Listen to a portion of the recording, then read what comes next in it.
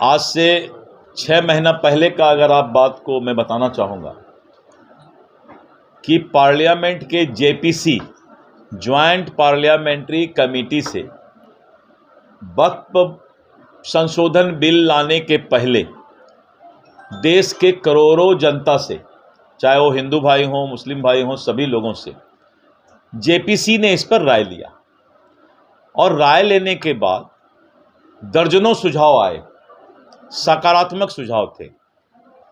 और सुझाव में ये था कि अगर सरकार कानून बनाती है तो वक्फ को भी अपना पक्ष रखने का अधिकार न्यायालय में होना चाहिए। और जनता दल यू, लोजपा आर, जीतन राम मांझी जी, उपेंद्र कुशवाहा जी जो हमारे घटक दल हैं, उन लोगों का भी यही विचार था कि वक्फ संशोधन बिल जरूर आए, उसमें कोई दिक्कत नहीं है, लेकिन वक्फ के लोगों को कानूनन अधिकार उस पर न्याय के लिए मिलना चाहिए। हम लोगों ने उस सकारात्मक विचार को, जो उनके सुझाव थे, उसको स्वीकार करते हुए वक्फ कानून जो आया है, जब आप उसका स्टडी करेंगे तो ये जो विपक्ष अपनी दुकानदारी, राजनीतिक दुकानदारी वक्फ के नाम पर मुसलमान भाइयों के बीच, अकलियत भाइयों के बीच और इसको फैलाने का प्रयास कर रहा है, लेकिन जब वक्फ कानून को आप अच्छे तरीके से पढ़ेंगे तो आपको ऐसा लगेगा कि उसमें कानूनन सभी अधिकार वक्फ को दिया गया है। रेवेन्यू कोर्ट से लेकर सिविल कोर्ट और हाई कोर्ट तक आप कहीं भी अपील कर सकते हैं। तो इसीलिए जब इसकी सच्चाई सभी लोगों को, वक्फ का कानून जो बिल पास हो रहा है या पेश हुआ है, उसको जब आप देखेंगे, समझेंगे, तब लगेगा कि नहीं, कानून का कोई अधिकार किसी से भी छीना नहीं गया है। सर 2012 में लालू यादव ने भी इसमें सवाल उठाया था कि इसमें संशोधन होना चाहिए, शायद 10 में उठाए थे। तो जब भी लालू यादव जी ने खुलकर पार्लियामेंट में कहा था कि वक्फ कानून जो है उसमें संशोधन करने की आवश्यकता है, और आज जो बीजेपी बोल रही है उससे 10 गुना बढ़ चढ़कर उन्होंने जो है भाषण दिया है। लेकिन लालू जी या कांग्रेस और इंडी गठबंधन, इनका दोहरा चरित्र है।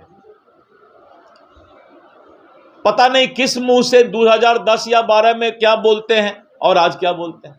उस समय यही लालू जी ने कहा था कि वक्फ पर जो है संशोधन कानून आना चाहिए, और आज अपना राजनीतिक दुकानदारी चलाने के लिए इस तरह की बात करते हैं, विरोध कर रहे हैं आरजेडी के लोग। तो मैंने तो बताया ना, इंटैक्ट, जैसे आप मैंने बताया कि इनका दो चेहरा है, दोहरा चरित्र है, और इंसान के इसी दोहरा चरित्र को जनता पहचान रही है। लालू यादव जी बोले कि हमने नहीं बोला है वो बात सदन में। अगर उन्होंने सदन में ये बात बोला है वक्फ को के बारे में संशोधन और बिल होना चाहिए, कानून बनना चाहिए, तो आज उनको भगवान से डरना चाहिए। जेडीयू एमएलसी है गुलाम गौस, उन्होंने कहा है प्रधानमंत्री जी को इस बिल को वापस लेना चाहिए। गुलाम गौस जी ने बिल वापस के बारे में चर्चा नहीं किया। गुलाम गौस जी ने कहा कि वक्फ को भी कानूनन अधिकार रहना चाहिए, जो हम लोग कर रहे हैं। इन लोगों के मन में जितनी बातें हैं उससे ज्यादा बढ़कर हम अधिकार वक्फ के लोगों को भी दे रहे हैं। लेकिन कोई अंधा कानून इस देश में नहीं चल सकता है, चाहे वो हिंदू धर्म का हो, चाहे मुस्लिम धर्म का हो। कानून अंधा नहीं चलेगा। कानून जब भी चलेगा इस देश में, कोई भी नियम कानून तभी चलेगा जब देश के हित में वो हो। तो हमारा फर्ज है कि देश हित में ये कानून आया है, और अकलियत भाई, मुसलमान भाई के भी हित में ये कानून है। लेकिन एक बार कानून को जो पढ़ लेगा तो फिर कभी भी इस कानून से किसी को शिकायत नहीं रहेगा। सर जेडीयू खुलकर सामने नहीं आ रही इस बिल को लेकर, कुछ बोलने से नहीं, जेडीयू ने सुझाव दिया है।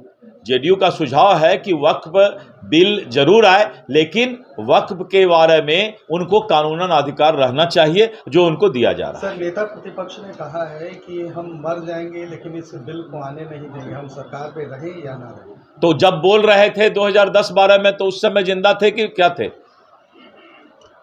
बोलते थे कि झारखंड बनेगा तो मेरे लाश पर बनेगा, उनके पिताजी बोलते थे ना।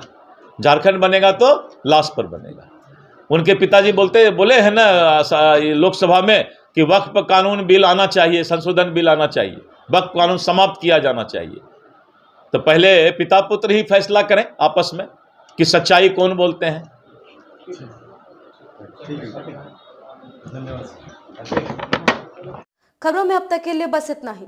फिर होगी आपसे मुलाकात ऐसी ही किसी खास खबर के साथ। तब तक के लिए नमस्कार और देखते रहिए नजरिया न्यूज। इस तरह से नजरिया न्यूज के प्रत्येक खबरों से अपडेट रहने के लिए हमारे चैनल को लाइक करें, सब्सक्राइब करें और शेयर करना ना भूलें, ताकि नजरिया न्यूज की हर खबर, हर वीडियो, हर न्यूज आपके मोबाइल फोन तक सबसे पहले पहुंच सके। धन्यवाद।